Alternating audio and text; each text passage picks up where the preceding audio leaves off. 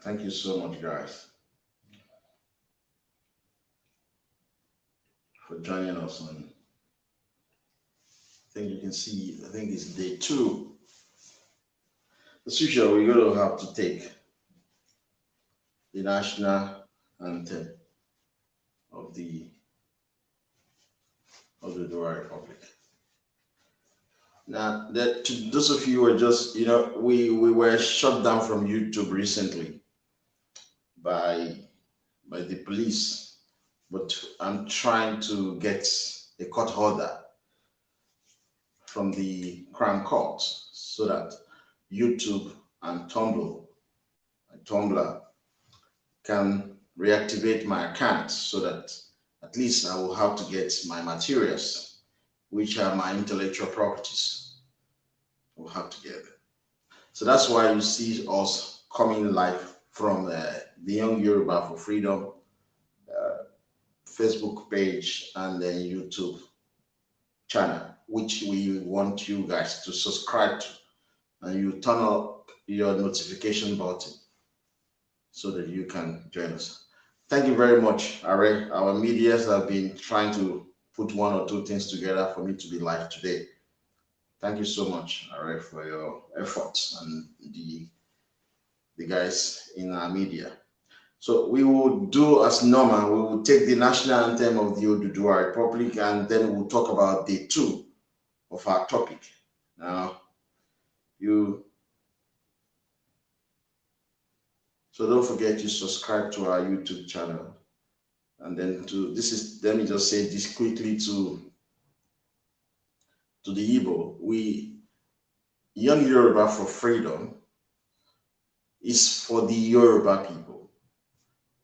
Although we founded it to shape the consciousness of the young Yoruba, but a lot of other Yoruba have embraced it. So it is our own way of life to make Yoruba land great. We do not entertain your involvement. Igbo, we don't like you. We consider you to be criminally minded people. We consider you to be the major problem of Nigeria, the number one enemy of the Yoruba nation. We don't like you. We do not pretend. We're very honest.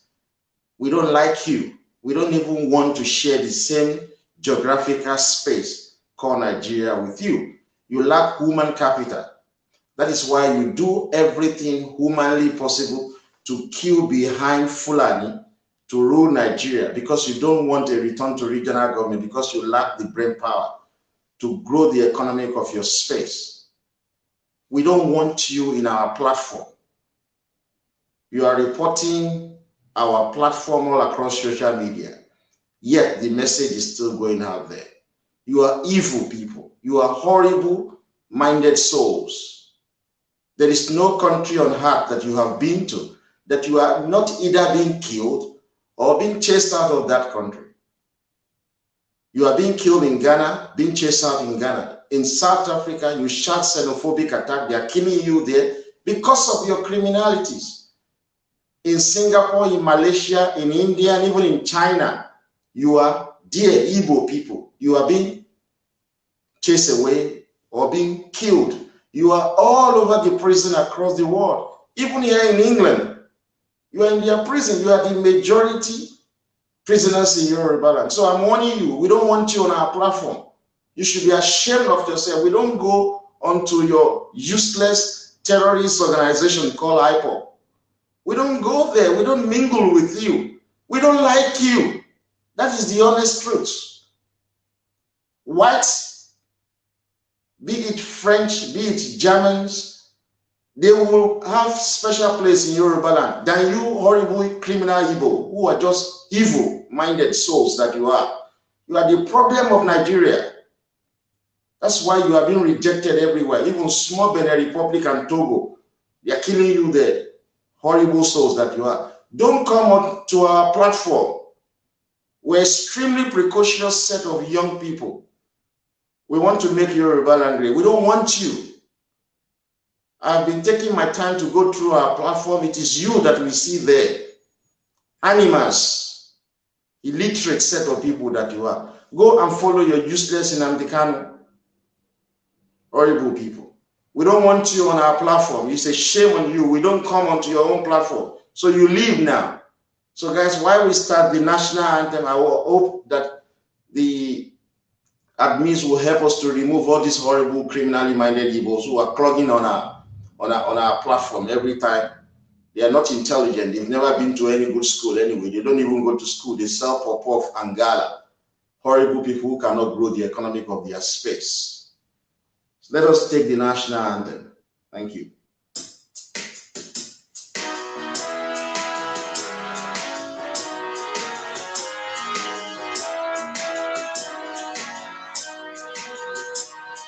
Shewa lewa oníṣẹ́ ibi wa kàgbéga kàgbéga kàgbéga pàdéwì ìgbàgbọ́ wa ní pé bá ti bẹ̀rù làkọ́mọ́.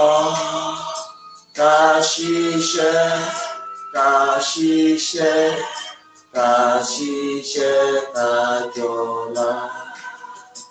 Ìṣọ̀kan àtòmìnira ni ẹ jẹ́ ká máa lépa. Tẹ̀síwájú fọ̀pọ̀ ire àtòhun tó dára. Ọmọ Ògbàdìde, bọ́ sípò ẹ̀tọ́ rẹ. Ìwọ ni ìmọ́lẹ̀ ògo àdúrà. Thank you guys. Let me just send this message quickly to our media. All right. I have sent a link to a YouTube videos that I will be sharing and I will be using in this campaign for today. It is Osun School Crisis. Tinubu appeals for religious tolerance. This was a video that was made by Channels Television 6 years ago. It is very relevant for this. So I have shared this on my Facebook. So please kindly copy it. Kindly copy it, and then those others who can copy, kindly copy it and share it on our YouTube channel. Thank you very much, guys. So it's very important. The video is very important. Like the last time I was live was about a week ago. Yeah, exactly a week ago I was live. We were supposed to do a 5-day campaign, but unfortunately, I was held in other engagements because I needed to prepare the statement as regards my history in this country with background, relationship with my former wife, and then so many other things for my hearing. So that takes considerable amount of time and energy, and then we have to do all the things in the process. So unfortunately, I was not able to continue with that campaign, which is expected because there are so many challenges I have to face, which is essentially on my court case. But never mind, we are on top of this, and then we will get something wonderful out of it.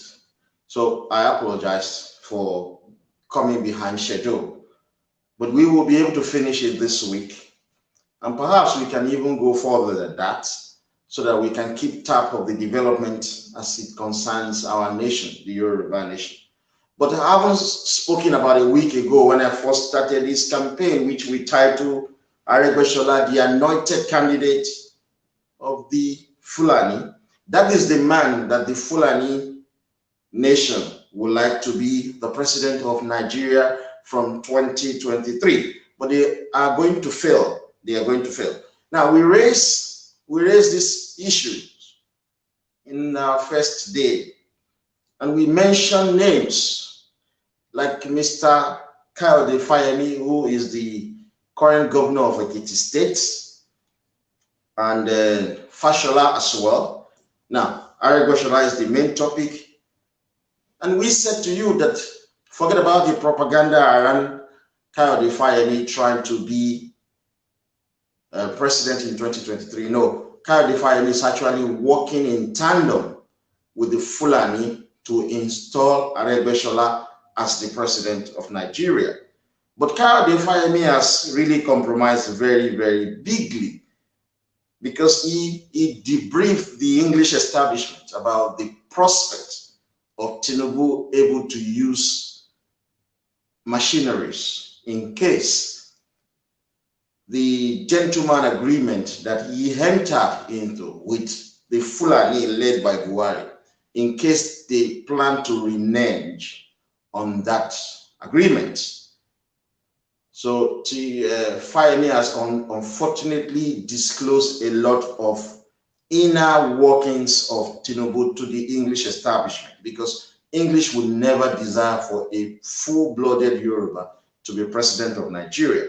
You know this as much as I do, that it is the government in England that is responsible for the suppression and subjugation of the Yoruba nation.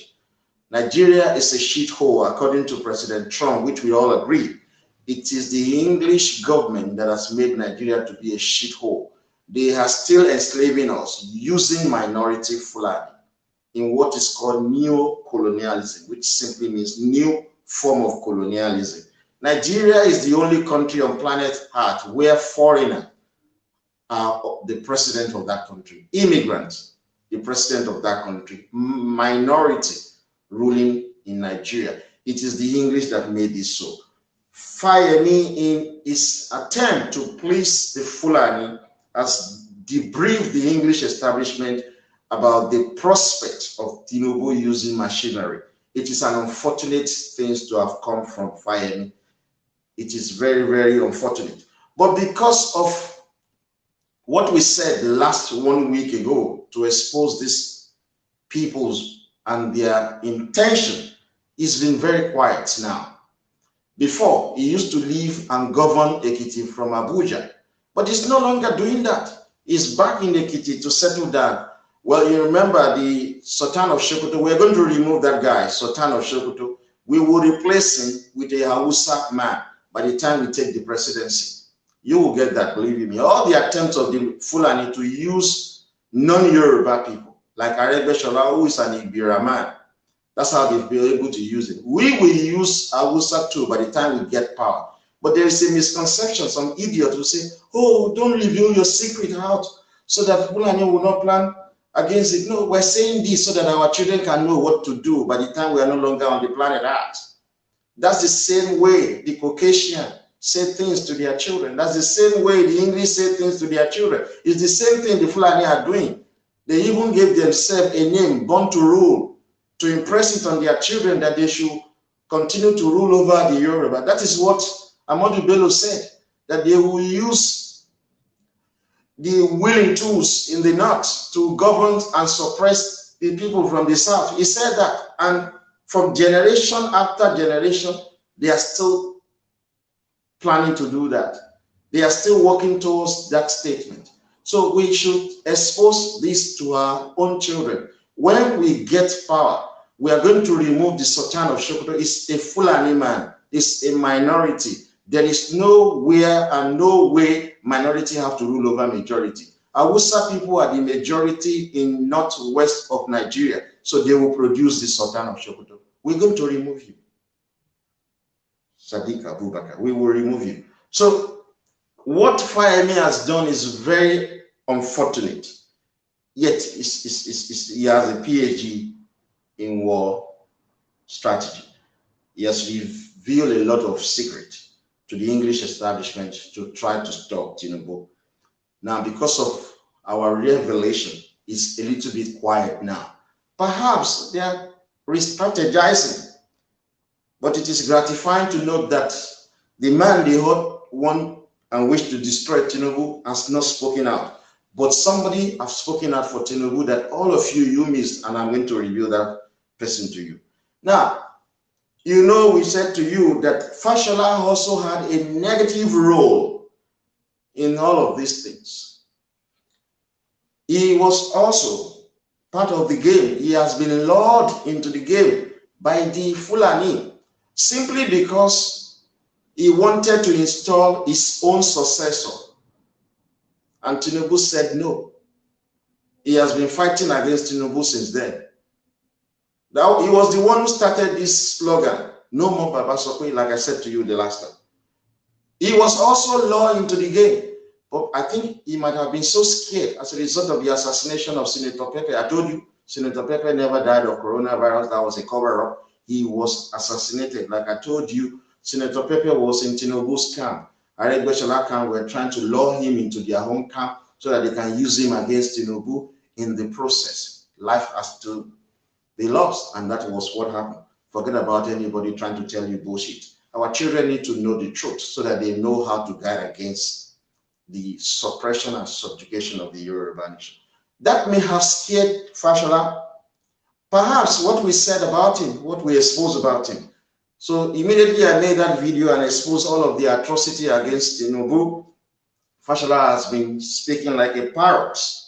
He's been the one telling the Fulani and said that the agreement they had with Tinubu must be honored. Before, he was working with Fulani to undermine Tinubu. So we're not impressed with Fashola because of his attitude. We're not impressed. So he will be under observation. He will be closely under observation. But let me say something to conservatives that are looking at us, that are watching us from home. You know, Fayemi came from London. If you have read his book, Out of the Shadow, I've read it. He gave me a free copy. He really respects me. But I don't like people who want to undermine Yoruba. I'm a pure Yoruba blood. I think like Caucasian.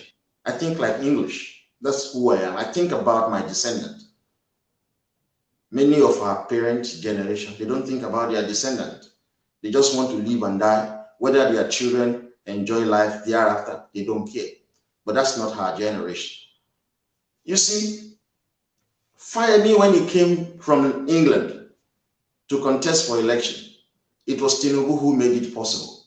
Nobody knows the guy in Ekiti. As a matter of fact, without the involvement of Tinubu, perhaps Fayemi would have contested to be world chancellor and he will have lost that election. Nobody knows him. He leveraged on the name and the financial support of Tinubu. Fayemi is from the conservative APC, right? Look at Fayose. Fayose had no godfather. Fayose is from the Liberal PDP. And I want the conservative to note this. And I'm saying this because I'm driving at something. There is nobody on this planet that is not disposable. Great men have died. Life continues to evolve.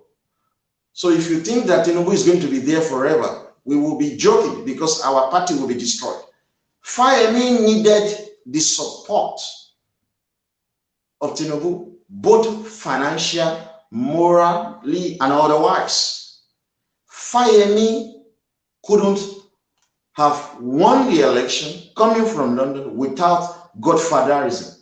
But Fayose won election without godfatherism. You guys, you agree with me? So Fayose has street credibility. When Fayose came out, he also came out from England. When he came back to Europe, I know him very well because he has a friend who used to teach me computer when I was very young. That friend, they were running poultry together, poultry business. Fayose had no godfather, yet he became a governor. Fayemi became a governor through Tinubu godfatherism. Now, if you look at Ondo State, this half Yoruba that is there, I hate that guy because he talked down at me, idiot, Akeredolu. He was nobody, even though he was part of the lawyers who represented our party to get back some of our stolen mandates from the PDP. Nobody knows him. He became became a governor, this Akeredolu, both his first term and his second term, on the goodwill of Tinubu. He used Tinubu godfatherism. Look at the other guy, Eyitayo Jegede. He has no godfather. Believe you me. And he almost won that election. He almost won that election. While we were thinking about this, now I'll give you another example. Sorry, who is the godfather of Seyi Makinde? Aside the fact that this man, Rashid Ladoja, supported him. Rashid Ladoja is only popular in Ibadan. It's not popular in Ogbomoso. It's not popular in Ibarapa. It's not popular in Okeogun. It's not even popular in Oyo. Except Ibadan. You know, Ibadan, the Oyo State has 5 divisions. So let us be real. Who is the godfather of that Seyi Makinde? All of these PDP guys, they have no godfather. They have nobody to sponsor them financially. They always strive and work creditably well to try to win election or sometimes win election. But all of these guys in APC, Fashola, even Sanwo-Olu, all of them, Fayemi, Akeredolu, they have always leveraged on the godfatherism of Tinubu. Take Tinubu out of the equation, they can't win election. It's very dangerous for our party. That is the truth. What happens if Tinubu drops dead tomorrow? God forbid, but things happen. Our party will be overrun completely. These guys are not reliable. There are people that say that we don't need strong men, we need strong institutions. I think we need strong men and strong institutions because of the peculiarity of Nigeria. It's a shithole of a place. All of these guys are not strong men, people who are afraid to die. You don't put them in a position of authority that will have to deal with the life of people. Look at me. Is it the English police that have arrested me 10 times now, except on 2 occasions that they just came to speak to me? They didn't arrest me and take me to their station. Is it me that will be afraid of them to speak out my mind? You need strong character with strong institutions. But all of these people that I've mentioned from the PDP Liberal Party that have strived to always try to win election, yeah, they have all relied on immigrants to win election in Yoruba land. The PDP, they are always relying on the Igbo. Look at the way Amana, the Igbo manipulated the election in Edo. Over 500,000 Igbo came in from Imo, Anambra, and Rivers State to come and register in Edo in order to vote for PDP. Now, you can look at that as a factor that has encouraged these guys with no godfather to try to win election. Our party must take strong decisions that will pay the APC and the Yoruba in general. These people that we have raised are not strong men. They are very weak. Perhaps Fayose might have been threatened by the English establishment or by the Fulani because he has been governor twice. He's made so much money. He's unwilling to die. So perhaps they threaten him and he's threatened that we're going to kill you if you don't do this. And is willing to undermine the Yoruba nation by working against Tinubu, by debriefing the English establishment and say to them the kind of prospect that Tinubu can bring about in case things does not go his way. These are very bad character.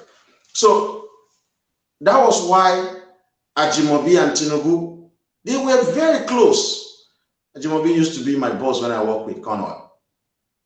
They were very close. Ajimobi won the election of 2007. All of us, we used to be in AD. My mother was the women leader then. We used to be in AD. Ajimobi was supposed to get the ticket of the AD in 2007. But the AD, Afenifere, stupid wing, gave that ticket to an unpopular candidate. Ajimobi went to the ANPP. He contested that election. He won in 2007. But Obasanjo rigged that election for Alao Akala. Ajimobi came here to London. He was always in my house. I always go to his house. Then we talk about all of these things. He went to court, spent his own money. He was second.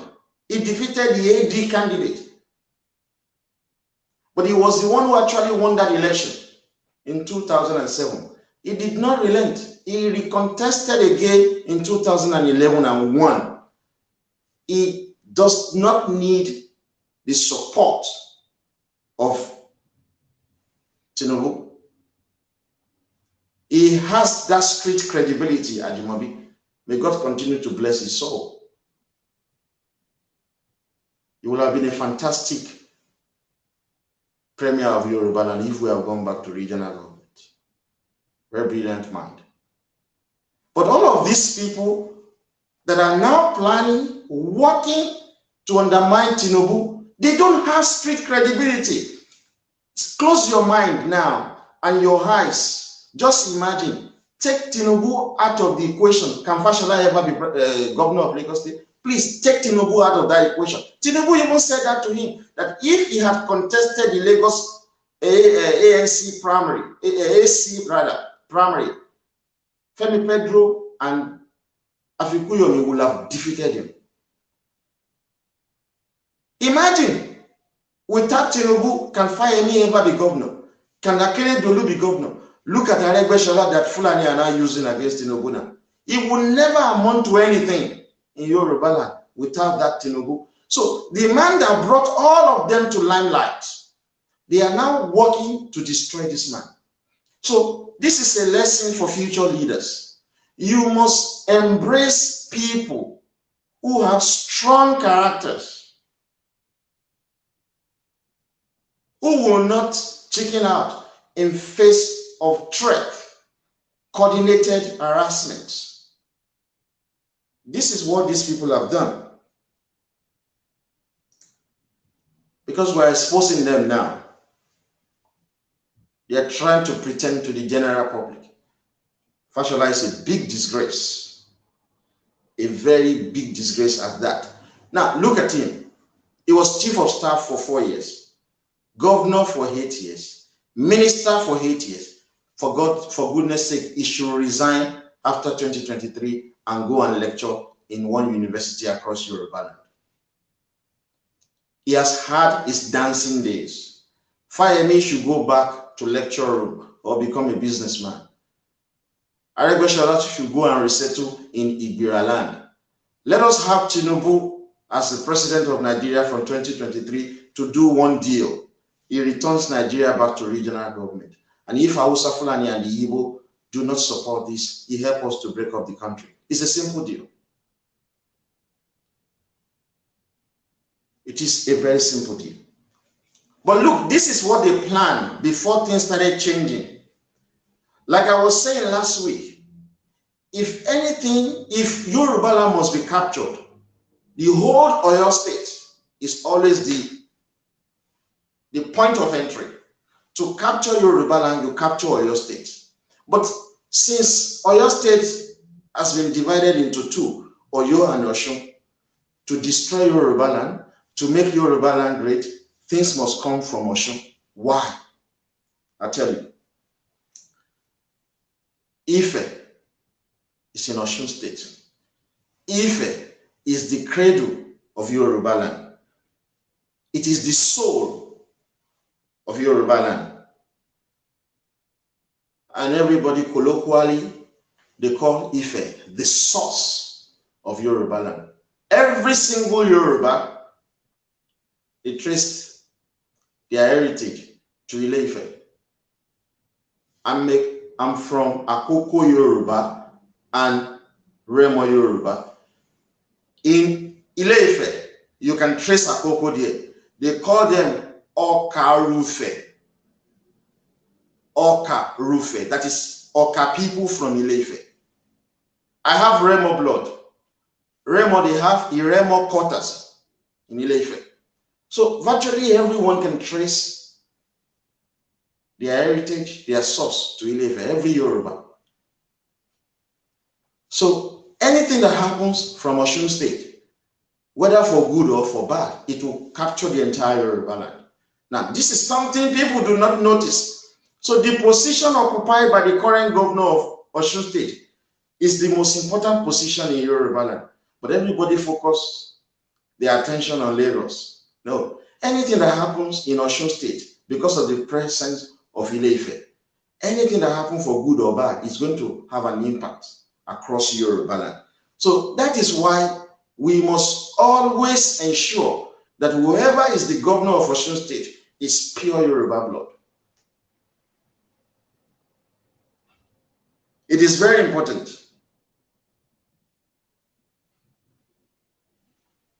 When Ile-Ife was under Oyo State, anything that happened in Oyo State affected the entire Yoruba land and Nigeria. Aguiyi-Ironsi was assassinated in Ibadan. Under Oyo State then, it affected the entire Nigeria. The premier of Yoruba land, Samuel Adegoke,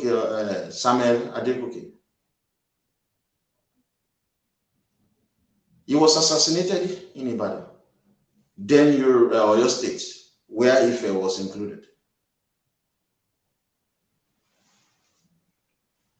So Ife is now under Osun State. Samuel Akintola, sorry. Ife is now under Osun State. So this is something the young Yoruba must understand. But they don't know the significance of Ile-Ife. They don't know it. You don't know the significance of Ile-Ife being under Osun State. That is why Fulani and Igbo, working with Aregbesola group, tried to assassinate Gboyega Oyetola, the current governor of Osun State. If that had been successful, the entire Yoruba nation will have been captured. Look, Oyetola, the governor of Osun State, is a very brilliant man, but I don't like him for one thing. He's too forgiving. When you are too forgiving, the world will overrun you. They'll destroy you. You are not God. We must act as human beings. Why should I forgive somebody who wants to destroy me? No, you tell me. Every now and then, somebody plan evil towards me, you embrace them. They will kill you. Governor Oyetola is too forgiving. So folks, particularly young people, anything that happens in Osun State will affect the entire Yoruba land. It is because of the reality of Ife being the source of Yoruba land that the Fulani tried to cause a religious war in Osun State in 2014. All of you have completely forgotten. You see, Yoruba will always say, oh, we are the most educated in Nigeria. Some people will say, oh, Yoruba people, they are the most educated in Africa. How can you be the most educated in Nigeria, yet you are being suppressed and subjugated by Fulani who are minority and completely stark illiterate? So that means that you are not the most educated. Look at the United States of America. They can say to the world that they are the greatest country on planet Earth. They have evidence to show for it. Their military is so powerful. Their economy is so strong. Look at their science and technology. Look at the innovation that is always coming from America. They have something to show for it. How can we say we Yoruba, we are the most educated out of Africa, yet Fulani is ruling over us, minority for that matter?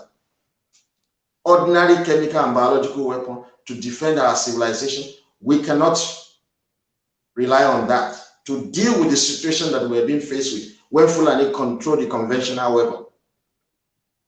Yet we prided ourselves and say we are the most educated. It should show in how we control others. Look at the way a man at the Caucasian in America control the world. Look at the trade war that is going on between America and China. Look at that. America is showing their skill, their greatness to the world. If truly we Yoruba are the most educated in the world, how come we are asking minority Fulani for a return to regional government? We are not the most educated. Don't fool yourself. We are backward people. Yoruba land is an illiterate society. Very stupid people. If we're not stupid, how come we cannot control our own police? How come we cannot control our own military? And our Oba are worried that hoodlums went into the palace of Oba of Lagos. They are now coming out. Even ordinary Yahoo boys, they can overrun the entire Yoruba palaces and destroy all the Obas with no military power. Oba that Fulani will come, Boko Haram will come and overrun every one of it. Obas with no guns. Oba with no men to defend their palaces. You know, you say Yoruba is the most educated out of Africa. Idiot. Afrikaners in South Africa, they are the most educated out of Africa. That's why when they wanted to give up power in 1994, they insisted that South Africa will practice regional government. They are minority in South Africa. They dictated the pace. That makes them the most intelligent people. Go to their region in South Africa, is the most developed. It is where they have the nuclear bomb, the atomic bomb rather. You think they don't have atomic bomb? It is the white in South Africa that are in control of the atomic bomb, not black. That is the truth. It is the significance of Ile-Ife, because Ile-Ife is now in Osun State. So we must guide that state jealously. Fulani understands this reality. Igbo understands this reality. That was why Igbo went to bribe the Oni of Ife, and Oni of Ife was crediting Ajay to the Igbo. They know the significance of Ile-Ife, but you Yoruba sons and daughters, you don't even have any shred of understanding about your source. So in 2014, because Tinubu wasn't so sure of who Aregbesola is, the Fulani got into Osun State through Aregbesola and started the religious war. 2014, that was 6 years ago. It all started with what people can wear to school. We've never had religious war in Yoruba land. We embrace all the religion. We care less whether you are Muslim, whether you are Christians or traditional believers. We don't care. We do not. All inter-religious crises in Nigeria have erupted in the north of the country, where the majority are Muslims with a sizable Christian. But a religious conflict of a peculiar nature started in Osun State, Yoruba land, which has large population of Christians as well as Muslims. They targeted Osun State using Aregbesola because he's not a full-blooded Yoruba. It's an Igbira man. The intention of the minority Fulani through Aregbesola was to cause religious conflict with the use of guns, machete, to battle in the state. At that moment in time, when the religious war was raging, one man stood the test of time. One man, and I'm asking you guys in media to circulate the video I'm about to play. One man saved the Yoruba nation as far back as 2014. He was still trying to understand who Aregbesola is.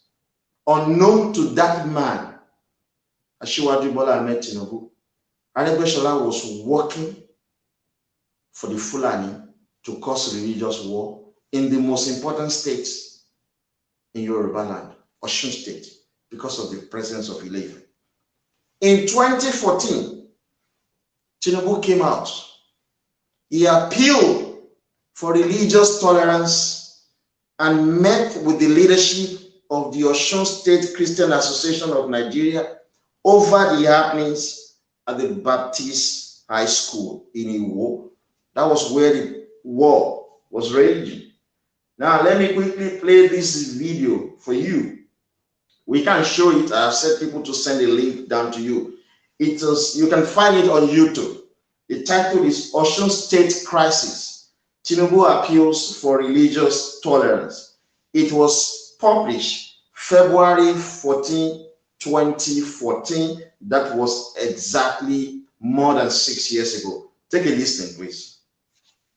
And the National Leader of All Progressives Congress, Bola Tinubu, has been meeting with the leadership of the Osun State Christian Association of Nigeria on the recent happenings at the Baptist High School in the state. After several hours of a closed-door meeting held at Government House in the state capital, Chief Tinubu told journalists that it is imperative to warn parents as well as other religious and political leaders to desist from diverting the children's minds in the interest of peace. The APC leader says there should be no misunderstanding with any religion. Every parent should be concerned about their children's future. There shouldn't be any misunderstanding on religion. We have to have our concerns for our children. Education is the greatest weapon against poverty. We cannot allow the process of educating and developing our children to be contradicted. We cannot pervert their mind. We cannot separate them in a manner that will bring, a misunderstanding. Leadership, we must provide that. We must provide that as parents and good guidance. So we don't show distinctions and don't be father to all. The faith is in your heart, it's in your mind, it's what you should be personal. Don't bring it to divide us. After 30 days, I could not believe my before and after picture.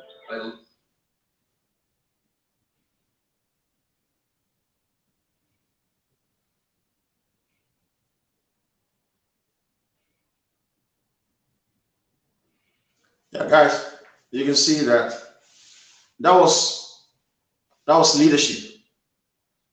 That was leadership from Asiwaju Bola Ahmed Tinubu. When Aregbesola was working in tandem with the Fulani, we had no inclination into why Aregbesola all of a sudden woke up one day and decided to say that students can wear hijab to school, all schools in Osun State.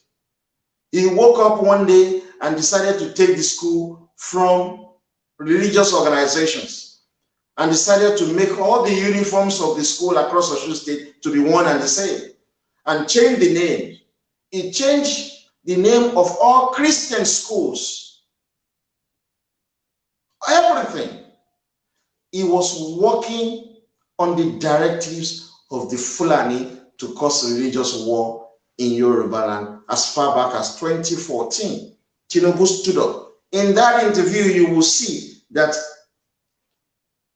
he said no misunderstanding in religion, that education is the greatest weapon against poverty, that we cannot pervert the minds of our children, and that we must show leadership as parents, as leader.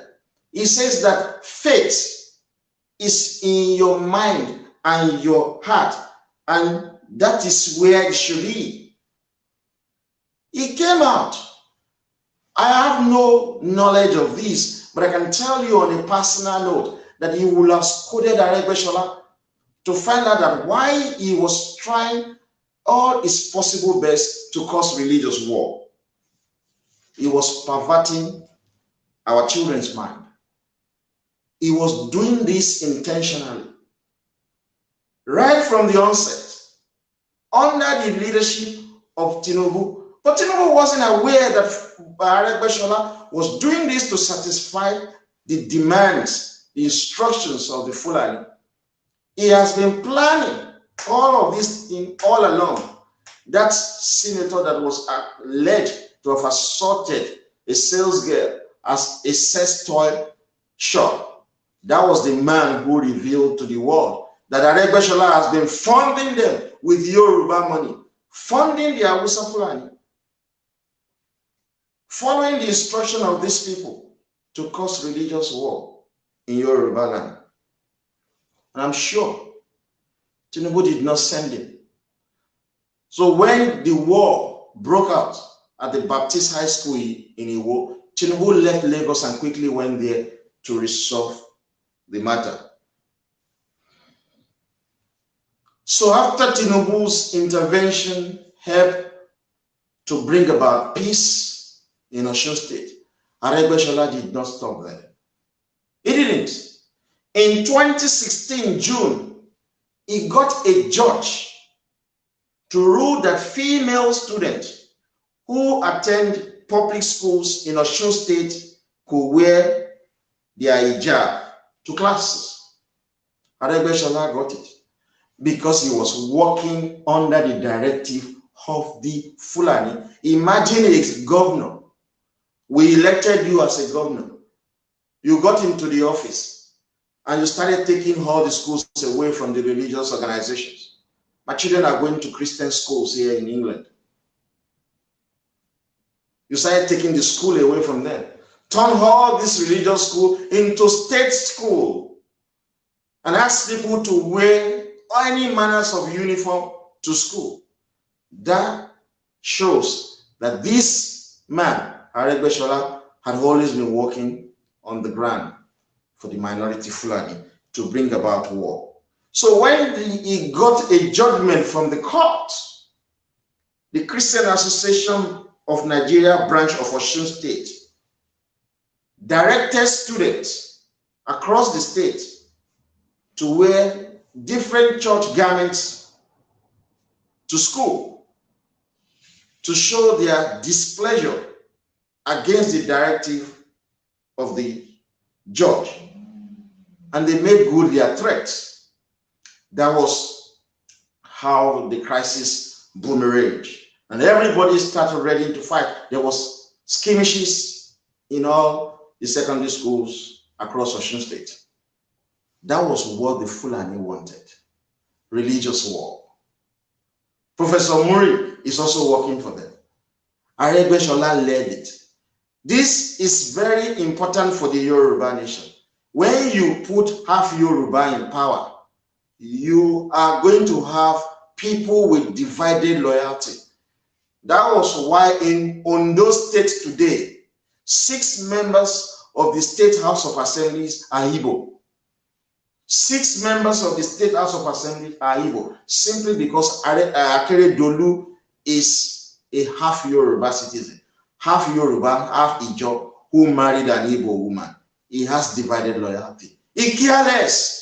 That was why he was appointing Igbo in his government, saying that we are all one. How come we Yoruba are not in control of government in England if we are all one human being?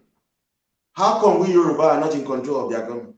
How come Yoruba are not in control of the government in Hausa Fulani land if we're all one human being? How come the Yoruba are not in control of government in Igbo land? There is no Igbo governor who is half Igbo. There is no Igbo governor who is married to a Yoruba woman. None of them. They are full-blooded Igbo in control of the governance in Igbo land. So when you put half Yoruba in position of authority, they will undermine our greatness. They have divided loyalty. So Aregbesola careless whether people kill themselves over hijab or not, because he is not a Yoruba man. Ati Keramero.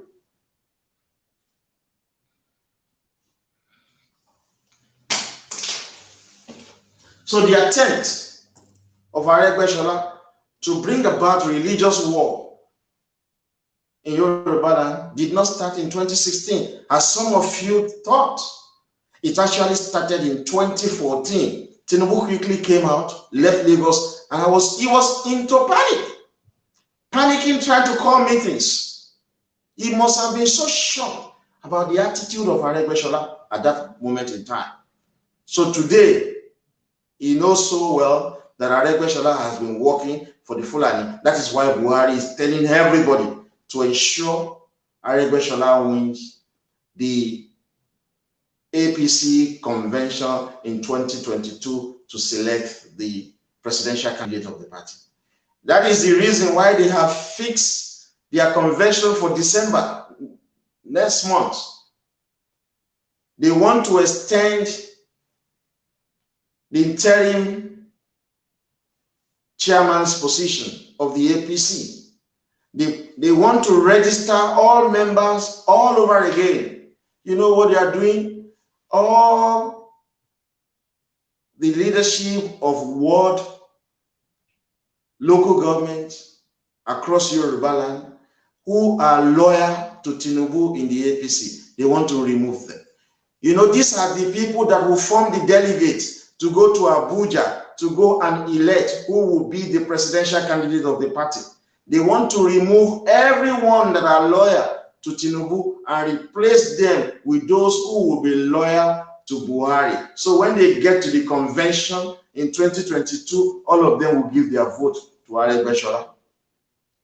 They are bringing in some Igbo governors into the APC. It is well calculated so that these Igbo governors will select the delegate from their state that will participate in the future convention to elect the APC presidential candidate, and all of them will vote for the candidate of the Fulani, Aregbesola. Fayemi is not their candidate. One thing, Bobo in Aregbesola is their candidate. They don't want Tinubu because he's of a pure Yoruba blood. But they will fail, and they will fail woefully.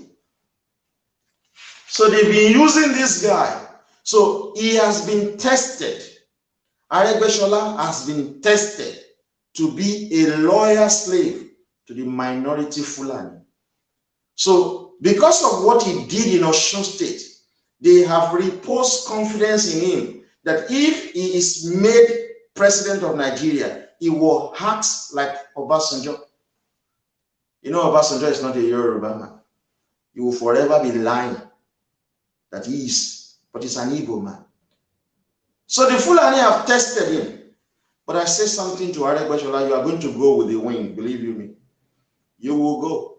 That's why they put him as Minister for Internal Affairs. He controls the police, the military, the paramilitary, and all the security agencies. So he can harm himself with a weapon to deal with Tinubu.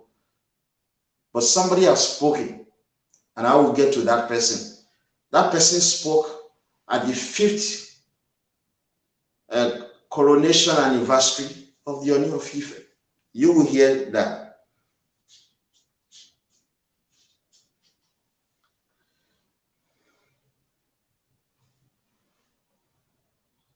You know what he did?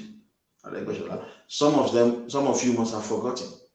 You know, he demolished Fakunle High School. That was originally a Christian missionary school. Aregbesola was working on the instructions of the Fulani. Shortly thereafter, he announced plans to reclassify schools in the state. People started suspecting that he has a hidden agenda. He reclassified the school, changed the name of all the schools. How can you take school away from the religious organization and turn them into public school? You build your own public school because government cannot do it all.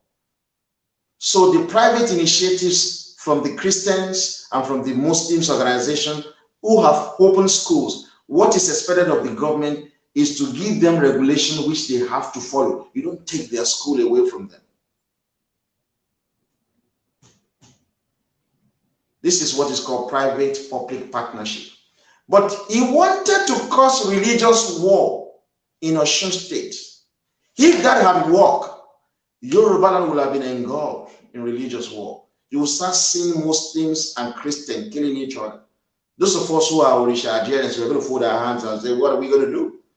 But Aregbesola failed because of the intervention of Tinubu, a pure Yoruba blood. You see, all the people who claim to be Yoruba, hating on Tinubu on social media, they are actually not Yoruba citizens. I'm telling you, majority of them are half Yoruba, and others are not even Yoruba at all, but disguised as Yoruba, Look at Ganiyu Adam. We shut him out. He talks again, we will shut him out. It's not Ààrẹ Ọ̀nà Kakanfò. We don't even call him Iba again. He has ceased to be. During the EndSARS protest, he granted interview condemning our ultimatum. He made billions of naira from the ultimatum that we issued because the Igbo went to him and he said that protect him. They gave him money to protect them. Did you see the video of OPC of Gani Adam guiding Computer Village and all other Igbo markets? Igbo paid him billions of naira through our names. It will amount to nothing in Yoruba land because Uti Dale Yoruba, and it's not a Yoruba man. So he will go back to Nupe land and be the Ààrẹ Ọ̀nà Kakanfò if they will allow him to do so.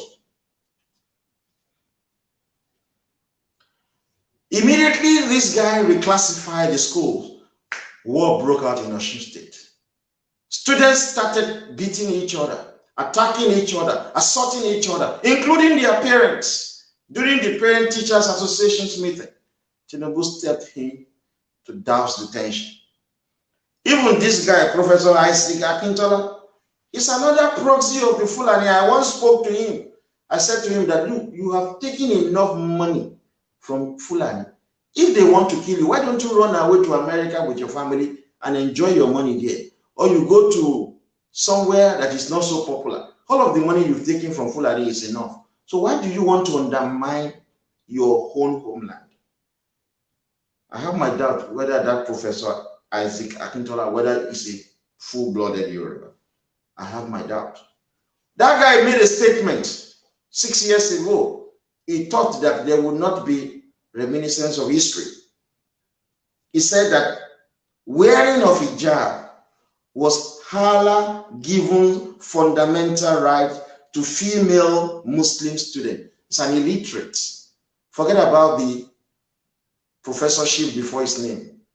This wearing of hijab is not any fundamental right to female Muslim students. It is not given to them by Allah. In Middle East, it's a desert. To protect their women from sound, their ancestors came up with the ingenuity of women covering their head and their face because of the sound. Sand. It was not given to them by Allah. Yoruba, we are in a tropical region with scorching sun. We don't need to wear hijab. The men from the Arab, they wear jalamiya because of the heat coming out from their desert. It is not given to them by Allah. It was the ingenuity of their ancestors to try to salvage the situation they found themselves in. But this stupid Professor Isaac Akintola saying that wearing of hijab was Allah given fundamental right to female Muslim students. Idiots. Go to Hausa land and live there. These two religions, Christianity and Islam, they were introduced to Yoruba land. God Almighty never made Yoruba people Christian or Muslims. He made us to be Orishadians.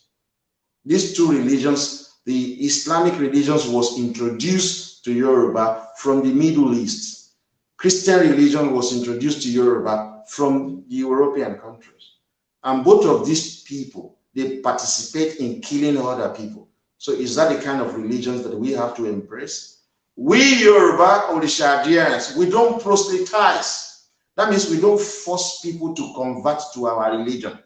No, but Islam and Christianity, they are always involved in crusade and jihad. It's the same thing. Crusade and jihad is killing of people. If truly their own religion is superior, why must you kill people to convert them?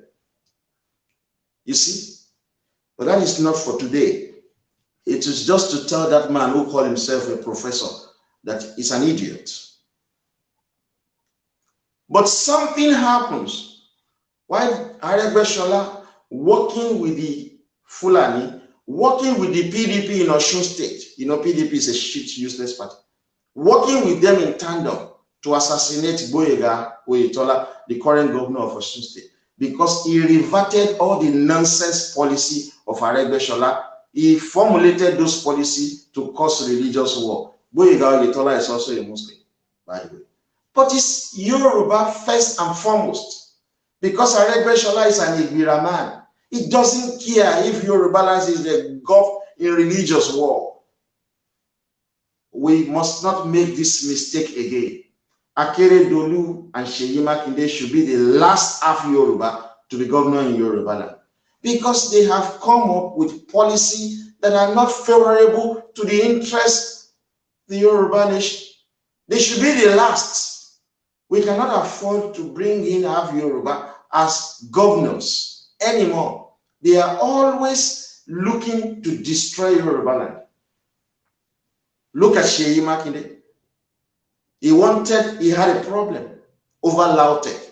He went to the Olubadan of Ibadan, pleaded with him to go and speak to Tinubu in Lagos so that Tinubu can intervene and speak to Gboyega Oyetola. What stopped Seyi Makinde from going to Tinubu directly himself? Nothing. But because it's not a pure Yoruba, he's playing games. If it's a pure Yoruba, he will just ring Tinubu and say, Egbon, or Asiwaju, problem tani lórí Lautech rèé o, ẹjọ́ ẹ bá wa bá ẹni báyìí sọ̀rọ̀ àbí kí lẹ máa bá wa ṣe sí. The problem will resolve, but he has to go through Olubadan so that Olubadan will go to Tinubu. This half Yoruba are constituting nuisance in our space. So that was why, one of the reasons rather, why Aregbesola wasn't happy with Gboyega Oyetola, because Gboyega Oyetola reverted all the useless policy. All the school Aregbesola took away from the Christian and the Muslim, Gboyega Oyetola returned them back to their original owners. Governor Oyetola also reviewed and strengthened some of the policies of Aregbesola, among which are abolishing the single school uniform and return school to their original school uniform of different school. So he returned the school back to the owners. He said that was a wrong thing to have done by Aregbesola. He gave them back their names. The school reverted back to their original name and they started wearing their old school uniform. It's a Muslim. Gboyega Oyetola understood one thing.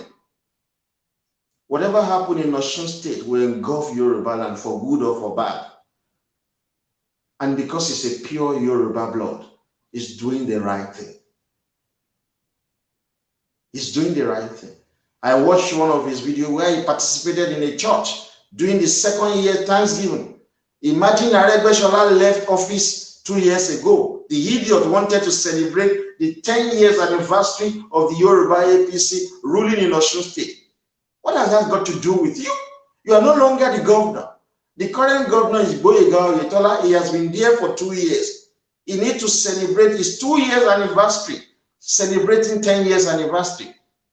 Because it's not a pure Yoruba Aregbesola, he wants to continue to constitute nuisance. This boomerang into almost street fighting in Osun State. When we allow half Yoruba or non-Yoruba to get into authority, they mess up our peace of mind. He was stopped. Aregbesola was stopped from celebrating his stupid 10 years anniversary. You are now a minister sitting in your house in Abuja. Continue to hobnob with Fulani there. Leave Osun State alone. We have a brilliant governor who is working. You see, let me tell you one thing about this horrible half Yoruba people. You know, Akeredolu and Seyi Makinde credited themselves as the people who initiated Amotekun. Amotekun was actually conceived by YYF since 2017, when I said that Abiola and Akintola were killed because they were Ààrẹ Ọ̀nà Kakanfò with no military men. That if we do not have our home military, that we will be overrun. I said that in 2017. But one governor picked on that policy initiative, and that governor is Gboyega Oyetola. He was the one who actually conceived the Amotekun, not Seyi Makinde. not Akeredolu. But did you see Gboyega Oyetola taking credit for that? No. That's why I disagree with him. He's too nice to be governor. He's too gentle. So he needs to change some of his ways. You cannot relax when people are plotting to assassinate you to get at Tinubu. You cannot relax when you are doing so much good. You have to push this out so that the public can know this is what you are doing. Nigeria is a peculiar situation where nothing works, but this guy is making things work in Osun State, but he's not talking about it. So the electorate will not know. You cannot wait until when you are campaigning for your second term for people to know that you were the one who conceived the Amotekun. You have the evidence, push it out so that the electorate will be able to vote for you for your second term. He continued to ignore the red flag, the attitude of Aregbesola, the attitude of the PDP in Osun State. You cannot ignore it, Governor Oyetola, you cannot. Otherwise, you allow these people to consume you. So he revived and strengthened some of the policies of Aregbesola. Among other things, he returned the school back to their original owner, gave them back their name, gave them back their uniform. There is no religious crisis. Did you see everybody celebrating that guy in Osun State, particularly parents, teachers, and students, carrying placards, saying thank you to him? But really, they are not supposed to even say thank you to him because they elected him to do what they wanted him to do. He's actually a servant, so the people are his bosses. But he has done so well.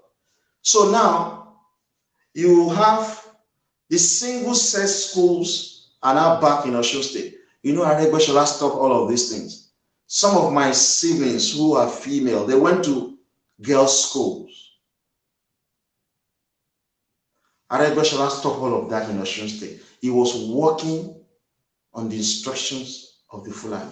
How can you say there must not be single-sex school again? That both male and female must go to the same school. What was he trying to achieve? He was being tested by the Fulani. They gave him an instructions and he did creditably well. He disorganized Osun State until Gboyega Oyetola came in. You know, he has his own candidate that he wants to force on the people. He disorganized the state completely.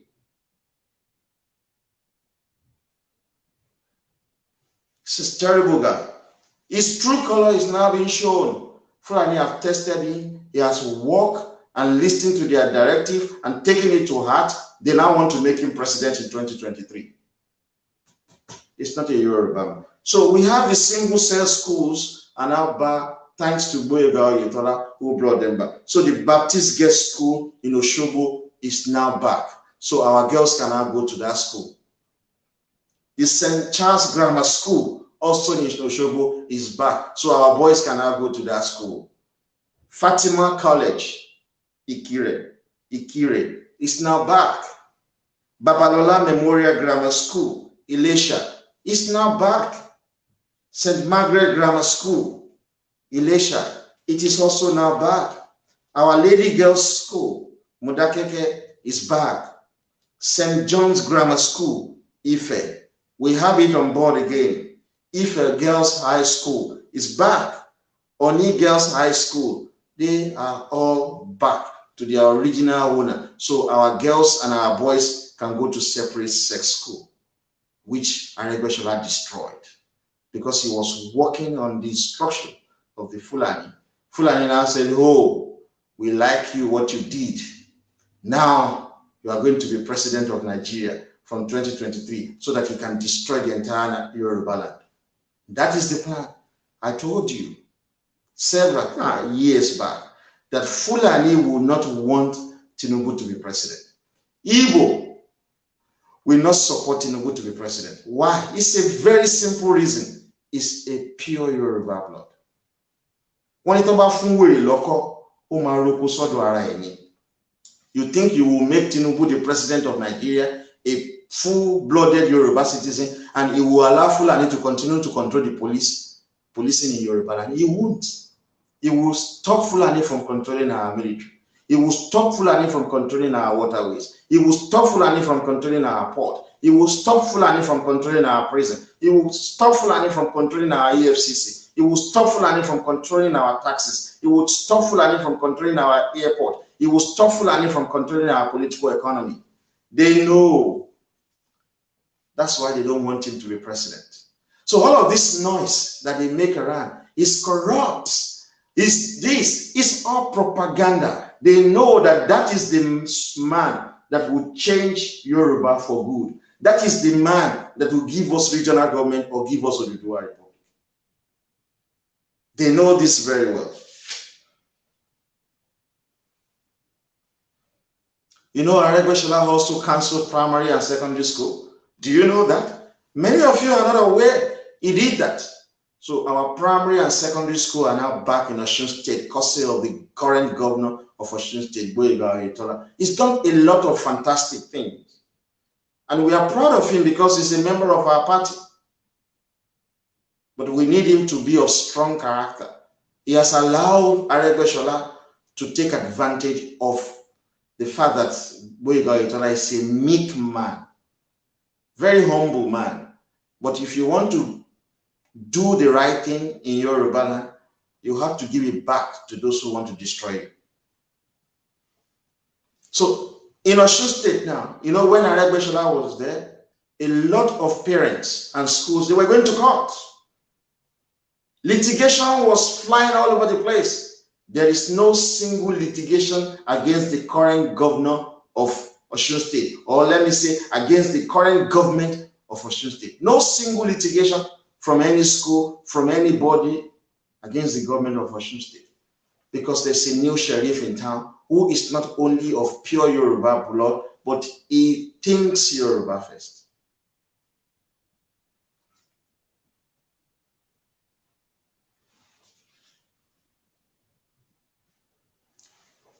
I have to tell you that the Fulani obviously do not like the reversal of policies of the current governor of Osun State. The Fulani has informants in the cabinet of Gboyega Oyetola, who is the commissioner of information. We have a way of getting all of these things.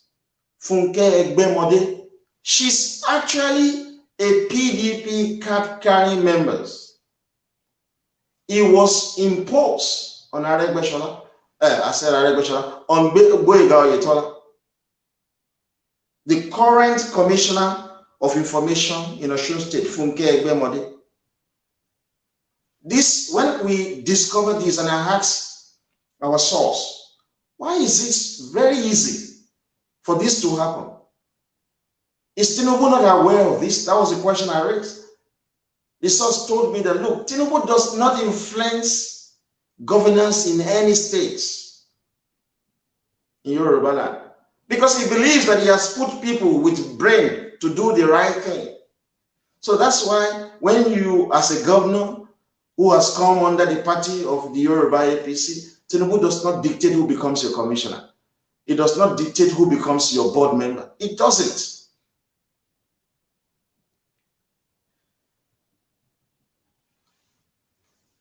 It is very unfortunate that Gboyega Oyetola government has been infiltrated with informants who are giving information to Fulani, obviously to the Igbo, about the workings of his government.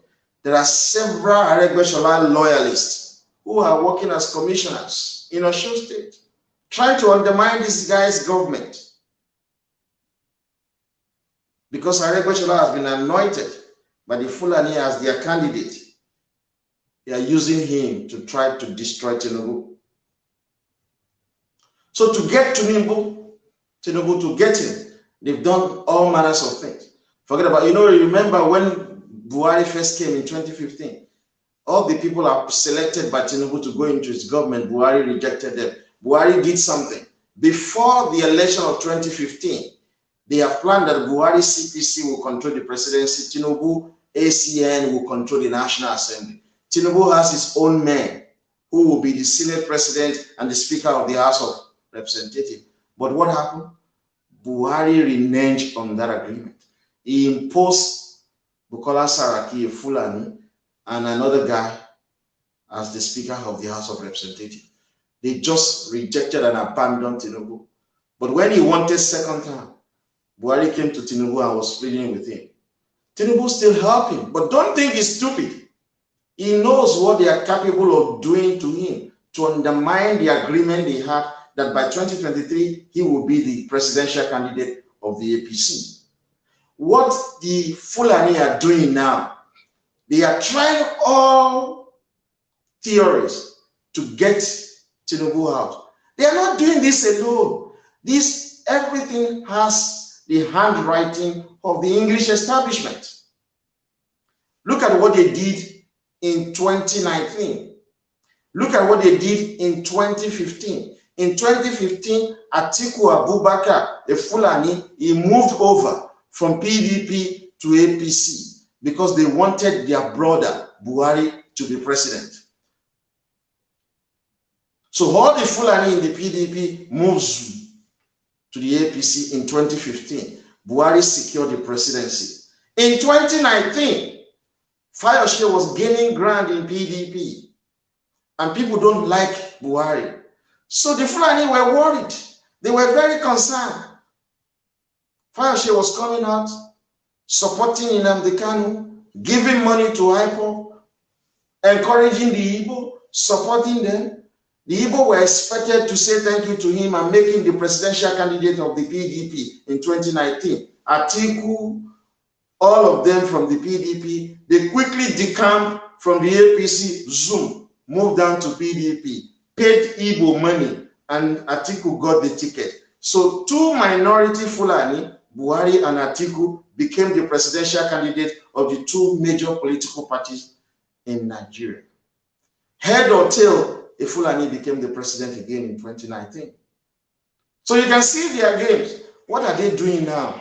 They are trying to damage the APC, trying to bring in new people who will control from the ward to the states, so that when they go and do the primaries, their preferred candidate, like Aregbesola, will become the APC presidential candidate. If that fails, they are still holding on. They have one leg in PDP. That's why Fayose is also staying there to protect the interests of the Yoruba in that party. If they can't get their candidate in PDP, if they cannot get their candidate in APC, they are looking up to Jega, the former INEC guy, to come out under the party of that Yaradua guy.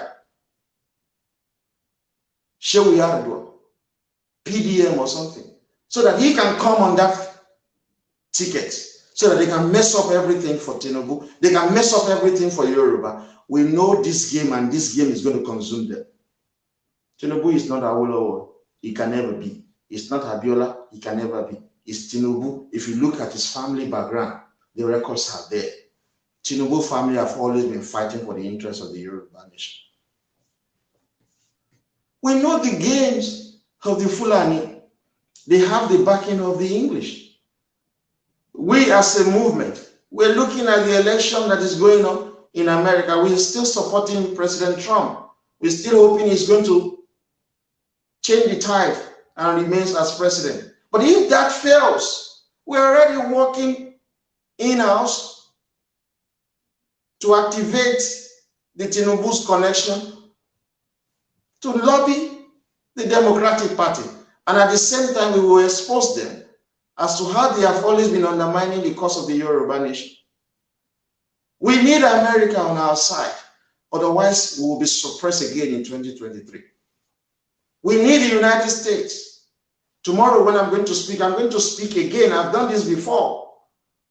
Why war is very good. The economic benefit of war. You'll see that tomorrow. We need the United States of America. We need the Caucasian. We need them.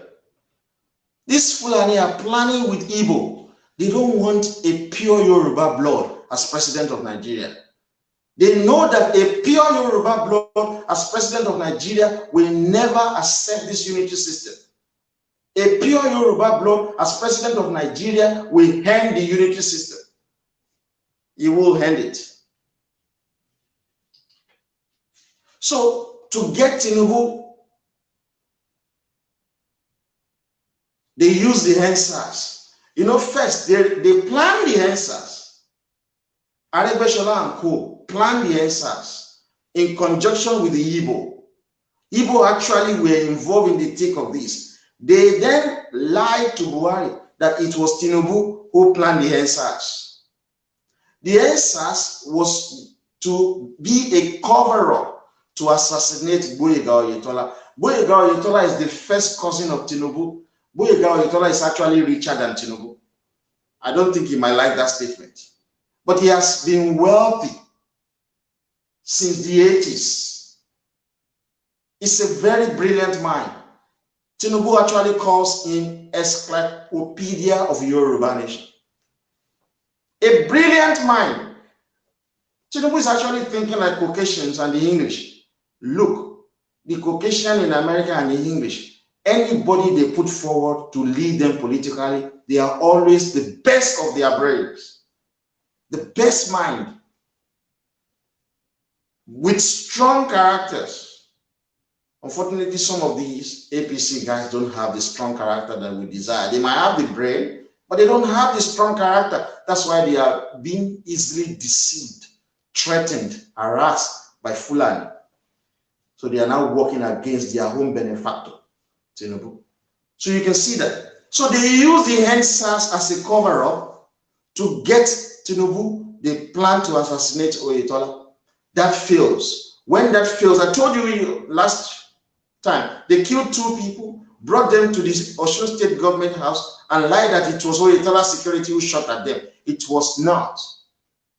So they plan to use that to kill Gboyega Oyetola. They know that Tinubu will be forced to back down from contesting that election. When that failed, they went to Lagos, activate Nnamdi Kanu hype-up, destroying Tinubu's business interests and destroying Lagos.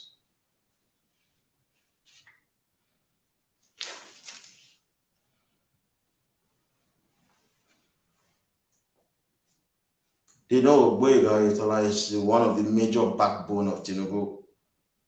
They know. So they're trying to kill him so that Tinubu can just hands up and say, I surrender. But we will not. Folks, every time I think about what Tinubu is going through now, I actually think about my future. With what I have done as an individual, with what we have done as a movement, the Young Yoruba for Freedom. In future, the Yoruba will decide and said, oh, grandson, you've done greatly for the Yoruba nation. We're going to push you forward. It's the same way Igbo and Fulani will be doing propaganda on me. Try to destroy my life. Try to destroy that of my family. So every time I see this Yoruba pretending to be Yoruba, attacking Tinubu, I actually see my future. If we allow them to succeed, they will destroy people like us. Easily. Easily. Because it will be in record that they destroy Awolowo, they destroy Abiola, they will have then destroyed Tinubu. What are we going to say? But because I've read the history of the Chinese, 4th generation fought against the English to get back or come from the English. The 1st generation failed, the 2nd generation failed, the 3rd generation failed, the 4th generation gave the English 24 hours to leave. The English packed their things and left Ockham and gave it back to the Chinese. 4th generation fought for one thing. It was the 4th generation that got it. So we are hoping our own will not get to 4th generation.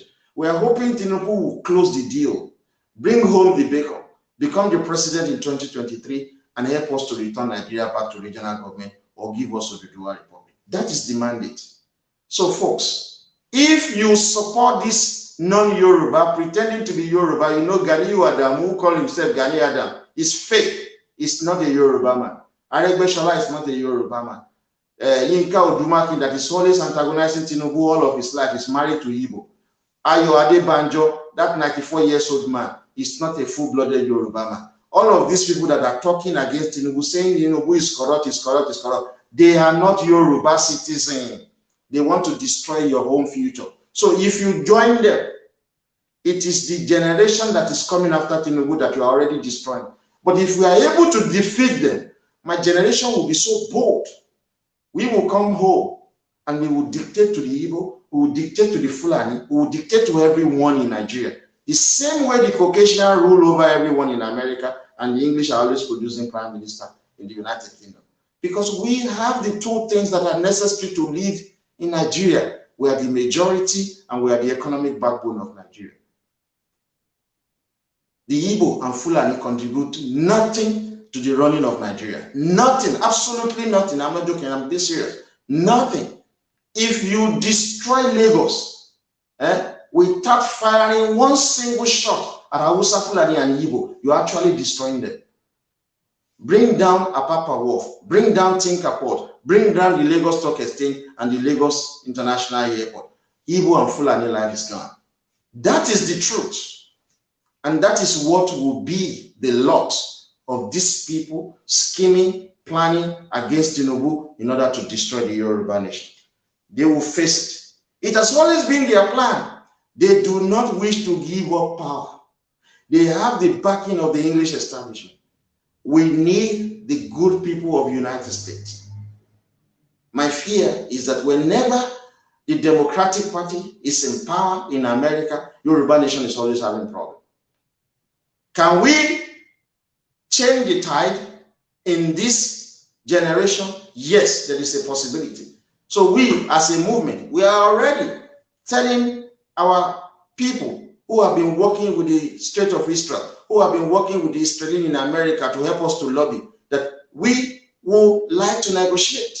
I am willing, and I believe that the Yoruba nation is willing to give America 10% of the control of our wealth. 10%. You know what happened currently? The wealth of Yoruba nation, Hausa Fulani control it 100% with the backing of the English. So they give to us back only 8% in form of monthly allocation, security vote, and constituency allowance. It is ridiculous. So Hausa Fulani and English takes 92% of the control of our wealth. That's why we are poor and miserable. That's why a lot of Yoruba in America and Canada and across European countries. So if we have common sense, we will give America 10% of that wealth and we take 90%. That would be politically viable, economically reasonable, and it brings about common sense. Why should we continue to throw away 92% of our wealth? No. Give America 10% and we keep 90%. That's a good deal.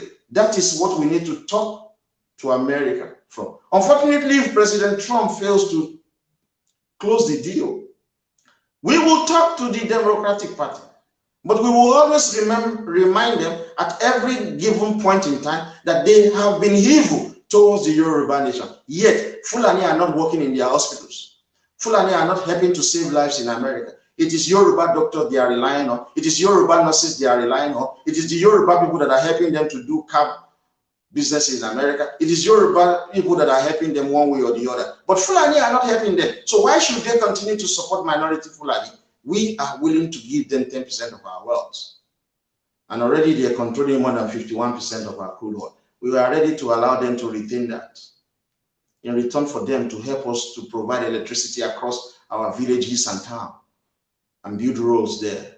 They do the same thing to the Middle East oil producing countries. So folks, the plan is underway. We cannot be so foolish in this generation. So many Yoruba that are in America, it is high time. Many of you have been jubilating because Joe Biden won. Go and reach out to the guy. Go and start lobbying with him. Talk about your nation. Talk about the Yoruba nation to him. Go and do the lobby.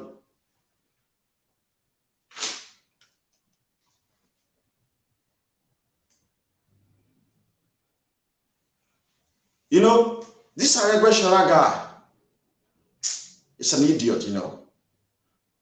When the late Oniru died, Aregbesola was using Buhari. He wanted to install an Oba in Lagos. He wanted Ajasha to be the new Oniru of Iruland.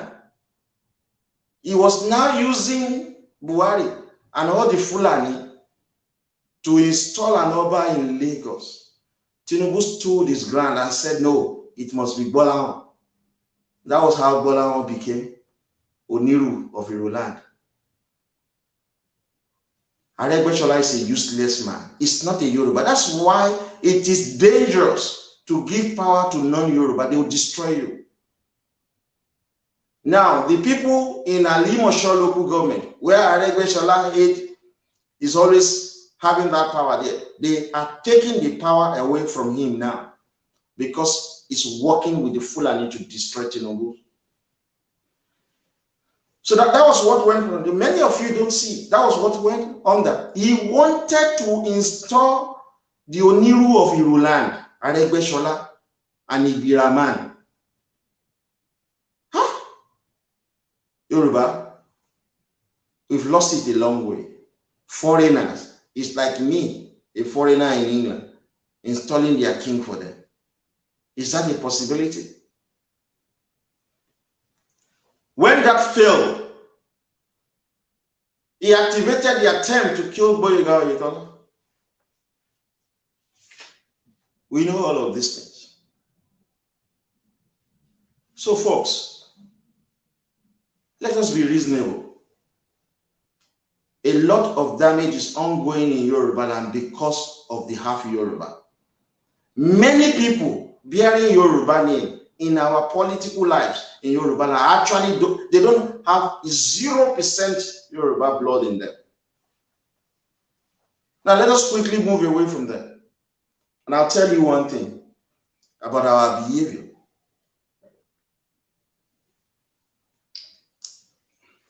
Not us, but the Yoruba liberals. You know these Yoruba liberals to be half Yoruba. Some of them are not even Yoruba at all. Few months ago, they were shouting, October 1st, we're going to do this, we're going to do that, targeted at Tinubu.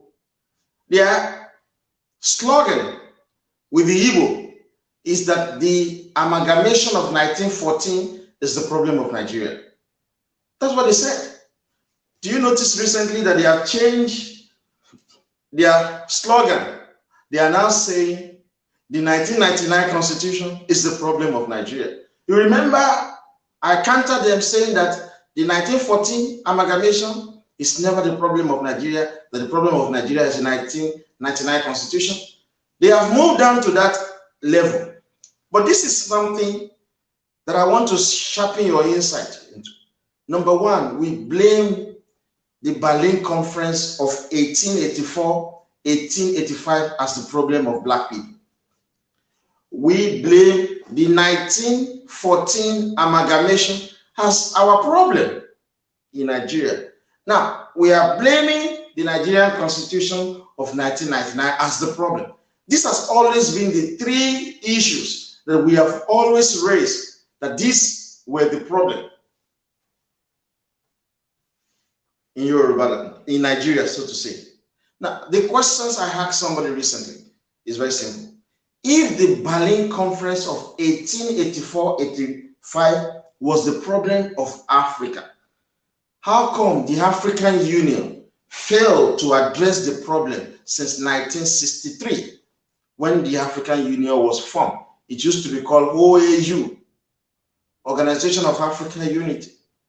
If the Berlin Conference, you know, it was during the Berlin Conference in Germany that the European superpower shared Africa among themselves. They created fake countries that you see. Nigeria is a fake country. It was created by the English. They created all of these countries you see in Africa in 1885 in Berlin, Germany. If that is the problem, how come the African Union has not addressed this problem since 1963? So that is not the problem. If the amalgamation of 1914 was the problem of Nigeria. How come all Nigerian constitution failed to address that problem? How come? If the 1999 constitution is the problem of Nigeria, how come we have not done anything to address it? The simple answer is this. It is because no pure Yoruba blood has been president of Nigeria. That is why we have not addressed the issue of the Berlin Conference of 1884 and 1885. It is because no pure Yoruba blood has been president of Nigeria. That is why we have not addressed the problem of the 1914 amalgamation. It is because no pure Yoruba blood has been president of Nigeria. That is the reason why we have not addressed the issue of the 1999 constitution. If we want Nigeria to grow, if we want Nigeria to break, we actually have two options. We break up the country into smaller nations, or we break up the country into smaller regions. That is the solution. You have to pick one. No Fulani wants Nigeria to break because they lack human capital. They feed and eat on the wealth and resources of the Yoruba nation. No Igbo wants Nigeria to break because they live and want to die on the sweat, the wealth and resources of the Yoruba nation. Only the Yoruba people can break Nigeria. Only the Yoruba people can bring about a return to regional government. Only the Yoruba, as the president of Nigeria, will go to the African Union and opt out of that organization if that organization will not address the Berlin Conference. Only the Yoruba president of Nigeria will opt out of ECOWAS if ECOWAS will not address the lingering political issues across West Africa. The only reason why we are having problem in Africa is that we accepted the fake countries created all across Africa. We must go back to our natural boundaries. That is what they are practicing across European countries. Africa as a continent is 10 times bigger than the European country. 10 times bigger. Africa has 55 countries. European country has about 50 countries plus. Africa should have at least 100 to 150 countries. If you are more than 40 million, you'll be a nation of your own. One thing that the English establishment did honorably for Nigeria is the agreement of parliamentary system based on regional government. That is one thing they did. So that was why I disagreed with the English MP who was ranting nonsense, saying that Gowon stole half of CBN and brought the money to England. He was lying. It is actually the English that are stealing the wealth that belongs to Yoruba people using minority Fulani. That MP who allegedly said that Gowon stole half of CBN, asked him to support the Nigeria practicing the regional government they are practicing in United Kingdom. He will not. Ask him to support the dissolution of Nigeria. He will not. After this English MP debated the petitions against the Nigerian politicians, what did they say eventually? They said that Nigeria is their trading partner. They can't sanction the leaders. English are stealing your wealth. It is the same people you are going through to help you to solve their problem. It is English politician, the government in England, that is responsible for the poverty in Nigeria. It is the government in England that is responsible for the killings across Nigeria. They are the people. If you want to know, tell the MPs in England to support the dissolution of Nigeria. They will not. If they will not, tell them to support Nigeria returning back to regional government. They will not. They are the one who are benefiting from this unitary system. So when one of them says Gowon stole half of CBN and brought the money to England, he was just ranting shit to deceive you as usual, so that you don't look at them as the problem. That is why their police and the Crown prosecution, they are trying to defy the fact that I am attacking the English establishment for being very corrupt. They are the people, they are more corrupt than Nigeria. The government in England is more corrupt than Nigeria. That's why their police are trying to cover up and say, oh, he's attacking Igbo and Fulani. That's why they are taking me to court. It's a lie. It is because I'm exposing the criminality of the English establishment. They are corrupt. The government in England is a very, very corrupt government. Just ask for one thing, the dissolution of Nigeria. They will not support it because they are the one controlling the wealth in Yoruba land. Who are the people supplying the uniform for your military, for your police, the shoes they use? Where are they getting their trainings? Where are they getting their weapons? It is the English. Idiot. When you sell the crude oil that belong to the Yoruba people, the crude oil that belong to the people of the Niger Delta, you sell it and you keep the money where? In fucking London. Sorry, what do you think the English are using your money to do? To finance economic growth and development in England while you are poor. How is it possible for them to do it? They support minority Fulani. You put Tinubu there. You think Tinubu will allow one thing called external reserve to be sitting down in English bank? No way. So we know this game. Understand? Don't let this English government fool you. No. The government in England is very, very corrupt. As a matter of fact, Yoruba nation is the only nation still being enslaved by the government in England. So if you fall for their gimmick, when they tell you go and store half of CBN and you are carrying the news, idiot, it is English that are stealing your wealth. That is the truth.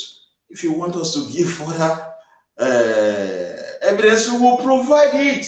We've always done this creditably well. I live in London. Their Financial Times top 100 businesses. They don't have any Africans as their managing director, except one guy that was from Ivory Coast who was running an insurance company. And they make sure they chase him away out of that position. Go to the top consolidated businesses listed on the Nigerian Stock Exchange, which is actually Lagos Stock Exchange. Go there. You will see several English as managing director. Does that make economic sense? Why must you wash toilet in England for English to be managing director of businesses in Yoruba? Are you managing director of their own top 100 businesses in their country? No. Why should they be in charge of our own businesses? Why should they be in charge of our crude oil? They have crude oil also in England. How come the Yoruba are not the people in charge of that crude oil? Why should they be in charge of our waterways? Why must they control our police and our military? Why? It is because you have minority Fulani in power. If you put minority Scottish in power to be the Prime Minister of Great Britain, they will suppress and subjugate the English majority. But the English MP, they are comfortable with minority Fulani being in charge of the governance of Nigeria. Don't let them fool you. One thing, if you want to bring about your freedom of Yoruba people, if you must hate people with white skin, it is the English that are responsible for the Yoruba problem. Why should we hate French? Why should we hate the Germans? Why should we hate the people from Russia? Why should we hate them? They are not your problem. It is England that is the problem of the Yoruba nation. Why should we hate white people from America? They are not your problem. So if you want to solve your problem, you have to cut the friendship of the French. You have to cut the friendship of the Germans. You have to cut the friendship of the white Americans. Stop hating everybody with white skin. They are not the cause of your problem. It is the government in England that is responsible for the shithole that Nigeria has become. It is the government in England that is supporting Fulani not to allow a return to the regional government. It is the government in England that is supporting Fulani to retain power. That's why they are trying to scheme out Tinubu. The government in England knows that Tinubu will not allow them to continue to suppress the Yoruba people. That is the truth. We've been warning you against BBC News Yoruba.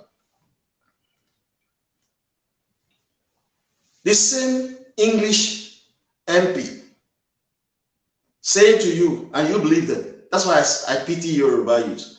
English, they will run propaganda and ask you to go and kill your leaders. You will kill them before you realize that it was shit propaganda on you. They are our problem. The Yoruba #1 problem outside Nigeria is the government in England. The Yoruba #1 problem inside Nigeria is the Igbo. You know that Anthony Enahoro is an Edo man. He was very close to Awolowo. The English deported him. He was hiding in England when the Igbo and Fulani wanted to jail him on false allegation of planning coup with Awolowo. He escaped to England. The English deported him in 1964 to come and face trial. Somebody that did not commit treason. Why was he deported by the English? Because he supported the interests of the Yoruba nation. But the same English, they prevented Umaru Diko, a confirmed criminal. They prevented him from being deported to Nigeria to face trial. Umaru Diko was a common criminal. He was also a Fulani man. The English stopped him from being deported, but they deported Anthony Enahoro to come and face false allegations. It is this same English that you think will resolve your problem? You have a long way to go. Yoruba nation will do so well to forge good relationship with the people of France, with the Germans, than forging a relationship with the English. English will destroy you. Look at what their police and crown prosecution is trying to do to me. Look at what they are trying to do to me. Because I'm exposing the fact that England, the government in England, is responsible for the poverty in Yoruba land. It's responsible for the killing that is going on in Nigeria. It is this government that is supporting minority Fulani to keep unitary system in a multicultural nation. Because we're speaking truth. They are covering themselves. They don't want to appear as if they are attacking me because I'm attacking the English establishment. They are coming with the cover of me attacking Fulani and Igbo. These are fucking shit criminals. And you continue to fear for the rest of your life. Because I didn't come out, I was supposed to come out after my first lecture. Because I did not come out, people were saying, oh, has he been arrested again? Are you out of your mind? I'm an immigrant in England. This is not my country. The English can decide to kill me. They can decide to put me in prison. We do the same thing to English national in our country. That is what is called diplomacy, reciprocity, tit for tat. Stop thinking that you are slaves. People will humiliate your leaders. People will destroy your nation, and you embrace the same people destroying you. Why should we continue to give English businesses the leverage in Yoruba land to make profit? The same people that have never supported our political interests. We allow Guinness Nigerian PLC to continue to make profit. It belongs to the English. We allow Standard Chartered Bank to continue to make profit. It belongs to the English. We allow Cadbury. We allow PricewaterhouseCoopers. We allow so many English businesses to make profit in Yoruba. The same people who have always been supporting Fulani. Why don't we tell them to move their business to Hausa Fulani land and do it there? They continue to threaten the best of your brain. You continue to embrace your enemy. Moving forward, we must forge super special relationship with white nations that support the Yoruba people.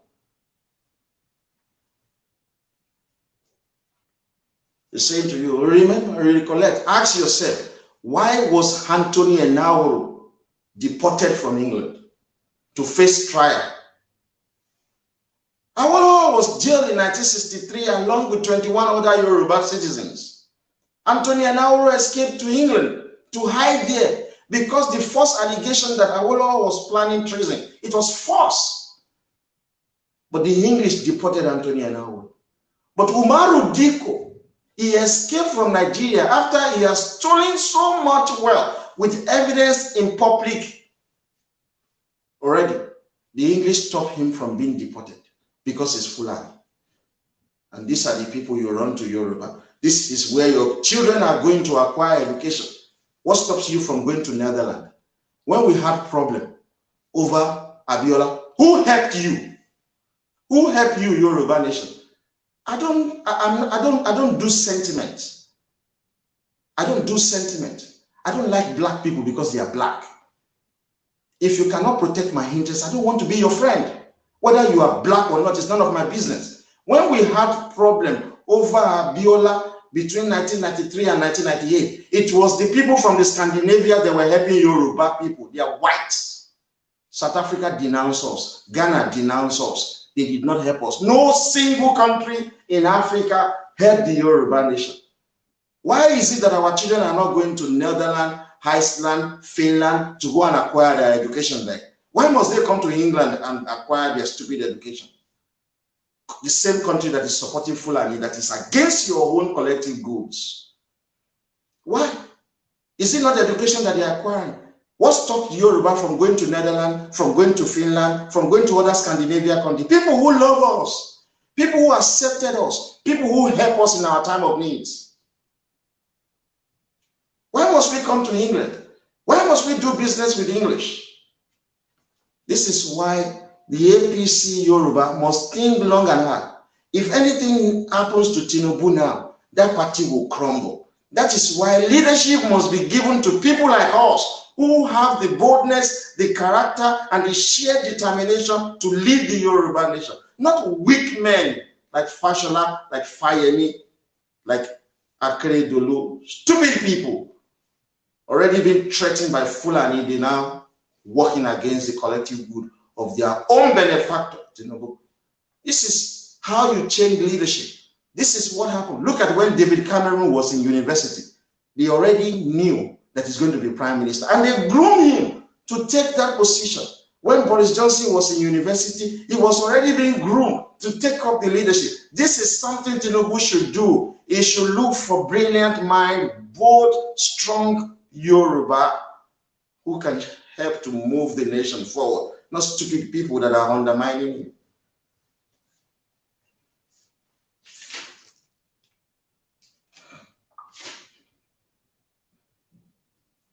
Every one of us is running away. We want to travel abroad. We are going there to claim asylum. We're going there to do sham marriages. Doctors, lawyers, nurses, teachers, even politicians are running away from Yoruba land. Who is going to fix our country? It's a shame. It's a big shame that people cannot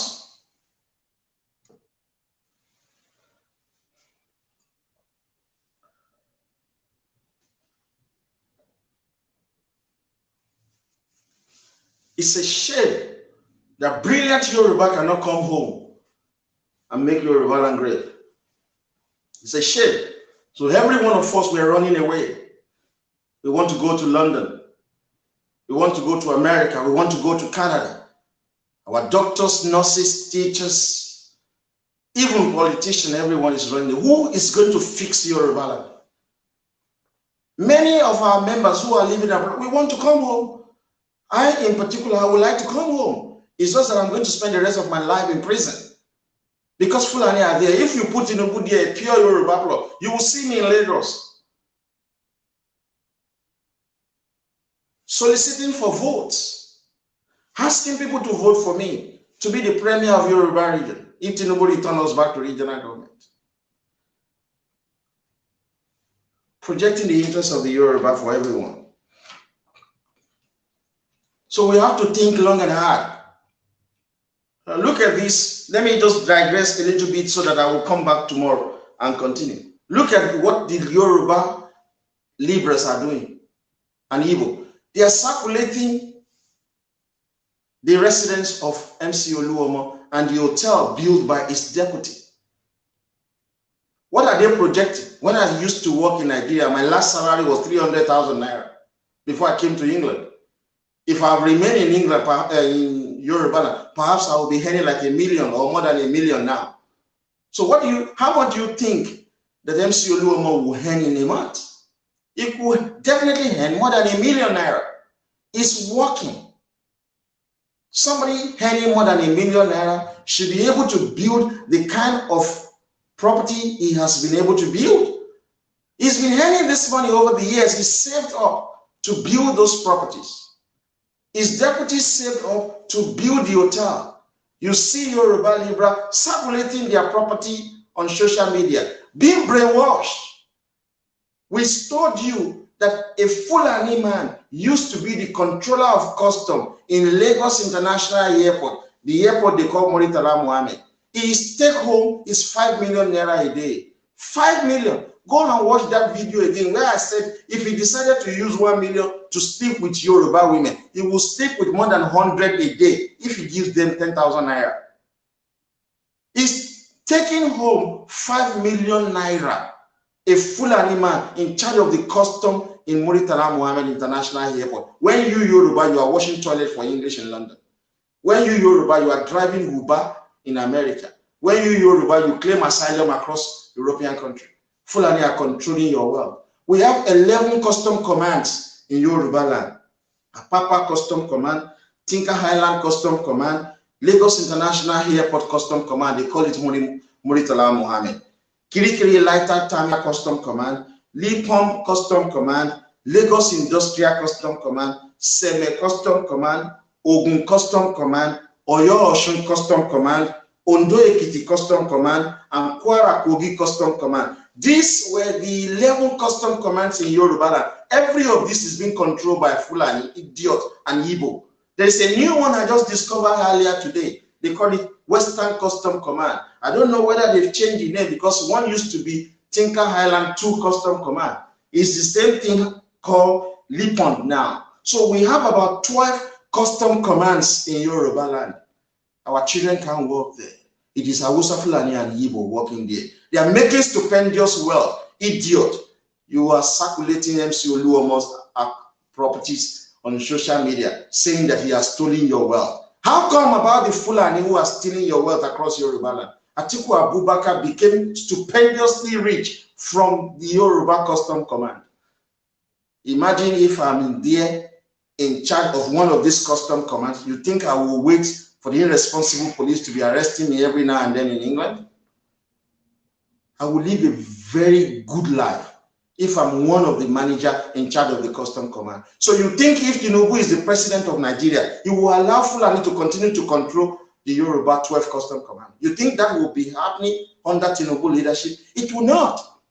Apapa custom command will be under the control of a Yoruba man. A Yoruba will be the controller of that custom. Tinker Highland Custom Command, if Tinubu is the president of Nigeria, that custom command will be controlled by a Yoruba man. All of these custom commands are in Yoruba land. They are not in Igbo land. They are not in Hausa Fulani land. They have their own custom command in their own Hausa Fulani space and Igbo land. They should allow their children to work there. Why should they control our custom command? 12. 12. Go there. We've done this research. No, it is Hausa, Fulani, and Igbo that are working there, yet I'm doing nothing in England. So many Yoruba are just wasting away.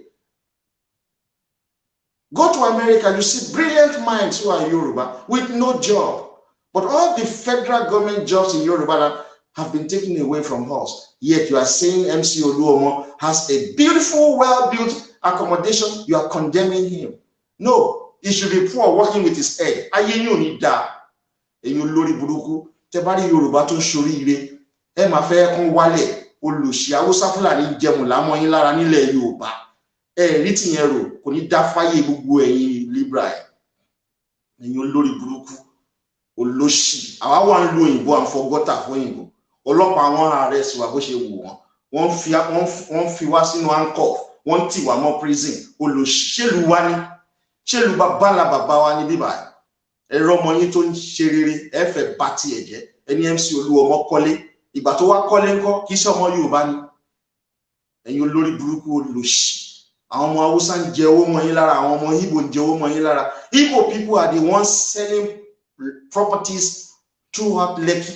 Lekki has been marked for demolition. It's part of the places that will be destroyed. Igbo have taken over an entire Lekki area now. They are the ones selling land for we Yoruba, foreigners. But you don't think about that. It is MC Oluomo house that you are circulating on social media. Entire yinti tapa obi bo intense Yoruba. Te ba ti romo Yoruba tó ń ṣoríire be te ma ba ti e je ni e. Ṣàngó ló máa fọ́ yín lójú dànù. And you lori burúkú olóṣì.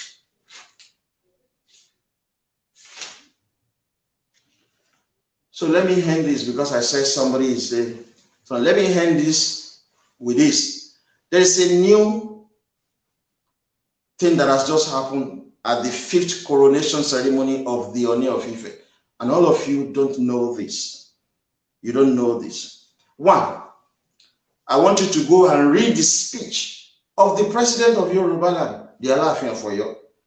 He warned the Ooni of Ife, and I will say, let me quote him, he said, I will advise that you put more emphasis on unity among Yoruba Obas rather than national traditional rulers across Nigeria. That is the first warning that the president of Yoruba land gave to the head of state of Yoruba land, the Ooni of Ife, at the 5th coronation ceremony. Because Ooni of Ife is projecting himself as the Ooni of Nigeria. Initially, when he came, he projected himself as Ooni of Onitsha. Now he's projecting himself as Ooni of Nigeria, which is completely wrong. So Alaafin warned him that I will advise that you put more emphasis on unity among Yoruba Oba rather than the natural traditional ruler across Nigeria.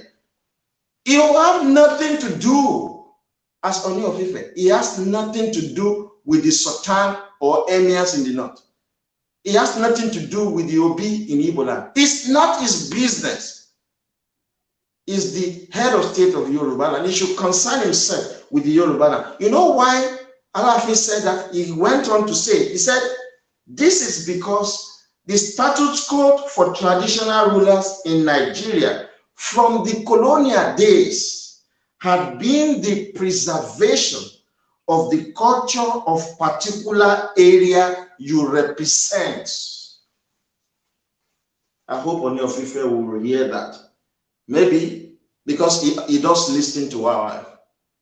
He likes us, but he doesn't want to associate with us publicly. That is why I disagree with him. I expected him to have reached out to me, but he said he doesn't want to associate with me publicly. I don't know why. Maybe until his palace has been overrun by Yoruba youth who are hungry, that his mom is projecting himself as pro-Nigeria.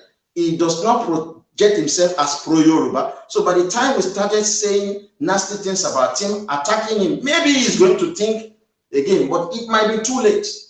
So the Alaafin was saying to him that even in the days of the colonial days, that the preservation of culture of a particular area you represent is your priority.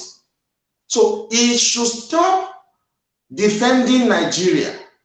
He is not the Ooni of Nigeria. He is the Ooni of Ife, the source of the Yoruba nation. Alaafin warned him, you should think more about Yoruba land. It was wrong of him distributing fumigation all over Nigeria. The entire fumigation is shared during the 8 days of the coronavirus. It's not even enough for Osun State. But he was doing Shekarimi throughout Nigeria. So Alaafin had to cut the law, saying that his focus should be the areas upon which is the Ooni over. Alaafin went further and said, there is nothing natural about traditional rulership in Nigeria. There is nothing national about traditional rulership in Nigeria. That is, I want you guys to go and read the Alaafin speech. Because the Ooni of Ife is projecting himself as the Nigerian Oba. Nobody recognizes him beyond Yoruba land. He should stop appearing to be pro-Nigeria. He should be more pro-Yoruba. There is nothing national about traditional rulership in Nigeria. Ooni is warning him, you better focus on Yoruba. I think if Ooni of Ife will not listen to this thing, the young people are angry with him. He's just 48 years old. It's our generation. But he's acting in a way that is upsetting the Yoruba youth. Alaafin went on and said, unlike elective political officers, which has a unified process of emergence. That cannot be said of traditional rulership. See, then Alaafin gave an hint that Tinubu is about to be made the Yoruba leaders towards 2023. This is what Alaafin said. Alaafin said that in 1967, Yoruba obas and political leaders made Awolowo Yoruba spokesman. He now went further to explain that they made Awolowo Yoruba leaders in 1967 because of the peculiarity of the situation of that time. War was about to start in 1967. Awolowo was made the leader of Yoruba nation in 1967. He gave a speech in May 1967 where he made 4 demands. 1, a return back to the regional government. 1, the decentralization. 2, the decentralization of the military, the decentralization of the police, and the loan obtained from IMF and World Bank, Yoruba will not pay it back. It is the project cited in Yoruba land that Yoruba will pay for, because Gowon and Agui Ironsi, who are Igbo and from the north, took loans from IMF and World Bank, thinking that Yoruba will pay it back. These were the 4 things that Awolowo, as the leader of thought and the Yoruba leader in 1967, requested of the Nigerian state, that we go back to regional government, that will decentralize the military, that only Yoruba will work in the military in Yoruba land, that will decentralize the police, only Yoruba will work in the police in Yoruba land, and that Yoruba will not pay back the loan obtained from IMF and World Bank. We were about to start a war. Alaafin, in that speech, just a recent piece, said that we are in a similar situation now. He said that Yoruba, we are in the same situation that we were in 1967. Alaafin knew what the Fulani are doing with Aregbesola and co.